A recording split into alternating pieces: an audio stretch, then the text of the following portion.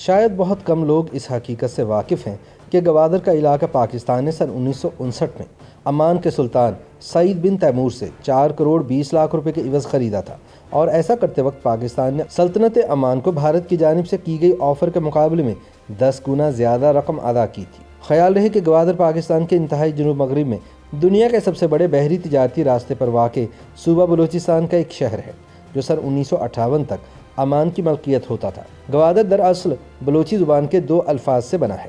گواد یعنی کھلی ہوا اور در کا مطلب ہے دروازہ، یعنی ہوا کا دروازہ۔ بعد ازاں یہ نام گوادر سے بگڑ کر گوادر بن گیا۔ 60 کلومیٹر طویل ساحلی پٹی والے شہر گوادر میں 21ویں صدی کی ضرورتوں سے آراستہ جدید بندرگاہ کی تکمیل کا وقت جوں جوں قریب آ رہا ہے، اس کی اہمیت روز بروز بڑھتی ہی جا رہی ہے۔ آنے والے وقت میں نہ صرف پاکستان بلکہ چین، افغانستان اور وسطی ایشیا کے ممالک کی بحری تجارت کا زیادہ تر دار و مدار گوادر کی بندرگاہ پر ہی ہوگا۔ کہتے ہیں کہ تاریخ میں 2 قوتیں ہی ایسی گزری ہیں جنہوں نے گوادر کی اہمیت کو پہچانا، برطانیہ اور اس کے بعد پاکستان۔ برطانیہ کی دلچسپی والی بات تو پرانی ہو گئی، کیونکہ اس کا تعلق 19ویں صدی کے وسط اول سے ہے، جب افغانستان نے سن 1839 میں ان علاقوں پر حملہ کیا تھا۔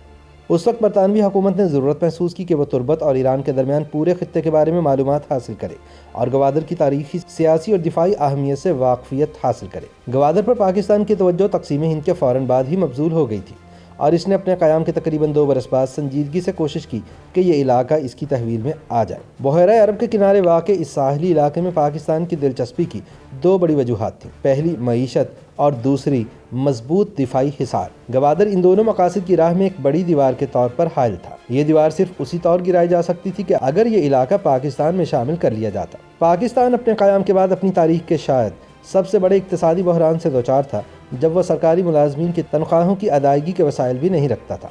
سمگلنگ کی وجہ سے اس مسئلے کی سنگینی میں مزید اضافہ ہو گیا تھا، کیونکہ اس طرح سے قومی وسائل تیزی سے سکڑتے جا رہے تھے۔ اس زمانے میں سمگلنگ کا ایک بڑا مرکز گوادر کی یہی پرانی اور غیر ترقی یافتہ بندرگاہ تھی۔ اگرچہ یہاں ایک ایئرپورٹ بھی موجود تھا، لیکن اس کے استعمال کی نوبت کبھی کبھار ہی آتی، اور سن 1956 میں آخری بار اسماعیلی برادری کے پرنس علی خان کی یہاں آمد کے موقع پر رونق دیکھی گئی تھی۔ دفاعی عدم تحفظ کے مسئلے سے نمٹنے کے لیے حکومت پاکستان نے مختلف جائزے مرتب کروائے، جن کے بعض منتخب حصے 25 ستمبر سن 1958 کو روزنامہ نوائے وقت میں شائع ہوئے۔ اس رپورٹ کے مطابق پاکستان بحیرہ عرب کی ساحلی پٹی کے ساتھ ساتھ گوارٹر کے مقام تک، جو پاکستانی سرزمین کا آخری مقام ہے، ایک سڑک تعمیر کرنے کا ارادہ رکھتا تھا، تاکہ ملک کا دفاع مضبوط بنانے کے ساتھ ساتھ سمگلنگ پر بھی قابو پایا جا سکے۔ لیکن اس منصوبے کی راہ میں سب سے بڑی رکاوٹ گوادر کی صورت میں حائل تھی، جس پر پاکستان کا کوئی اختیار نہیں تھا۔ رپورٹ کے مطابق یہی سبب تھا کہ حکومت پاکستان نے سن 1949 میں ہی گوادر کے حصول پر سنجیدگی سے توجہ دینا شروع کی۔ یہ کوششیں سن 1958 میں اپنے عروج پر پہنچ گئیں، جب پاکستان اور عمان کے درمیان اس معاملے میں فیصلہ کن بات چیت ہوئی، جس میں اس خطے میں سابق قابض قوت اور عمان میں فوجی اڈے رکھنے والی طاقت برطانیہ نے دونوں ملکوں کی معاونت کی۔ یوں اس زمانے کی غیر ترقی یافتہ بندرگاہ پاکستان کا حصہ بن گئی۔ پاکستان میں گوادر کے انضمام کا اعلان اس وقت کے وزیر اعظم فیروز خان نون نے پارلیمان کے اجلاس میں کیا، اور قوم کو بتایا کہ عمان کے سلطان سعید بن تیمور نے یہ علاقہ خیر سگالی کے جذبے کے تحت بلا معاوضہ پاکستان کے حوالے کیا ہے، جو نسلی، لسانی، جغرافیائی اور تاریخی طور پر پاکستان کا حصہ تھا۔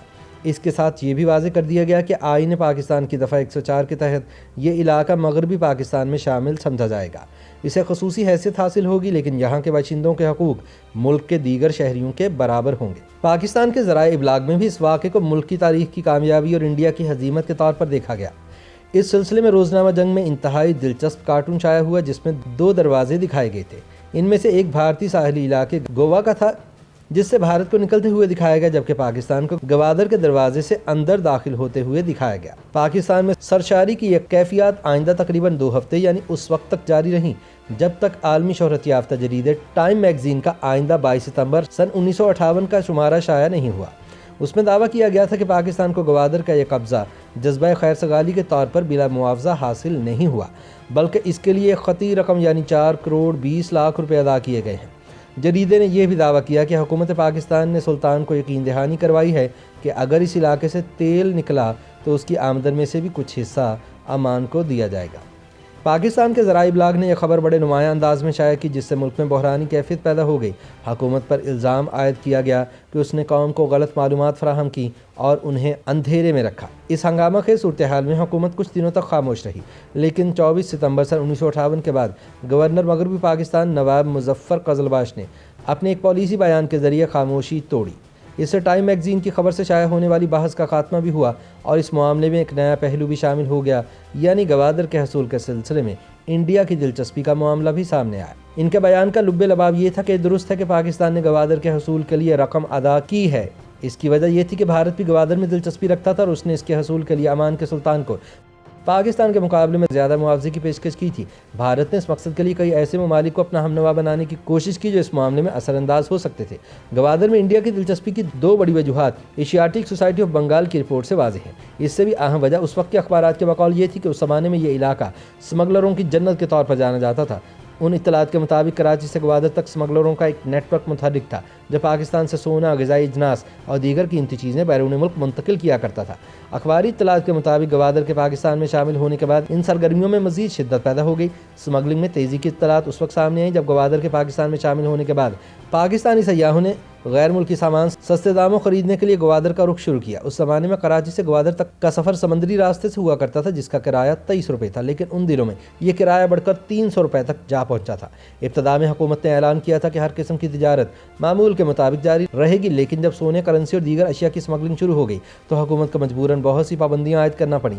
تاہم ایسی ہی سرگرمیاں جاری رہی ہوں گی جن کی روک تھام کے لیے ساحلی علاقوں کے گرد ایک شاہراہ کی تعمیر کی ضرورت محسوس کی گئی، لیکن اس کی راہ میں امان حائل تھا جس کا گوادر پر اختیار تھا۔ تاہم 1958 میں گوادر کی پاکستان میں شمولیت سے یہ رکاوٹ بھی دور ہو گئی۔ یوٹیوب پر گوگلی نیوز دیکھنے کے لیے youtube.com کی سرچ بار میں googly news T V type کریں۔ گوگلی نیوز کے پیج پر سرخ رنگ کے سبسکرپشن والے بٹن پر کلک کرنا نہ بھولیے۔ یوٹیوب پیج پر اپلوڈ ہونے والی ویڈیوز سے باخبر رہنے کے لیے بیل آئیکن پر کلک کیجیے۔ آپ کو ہر نئی ویڈیو کے بارے میں نوٹیفیکیشن موصول ہو جائے گا۔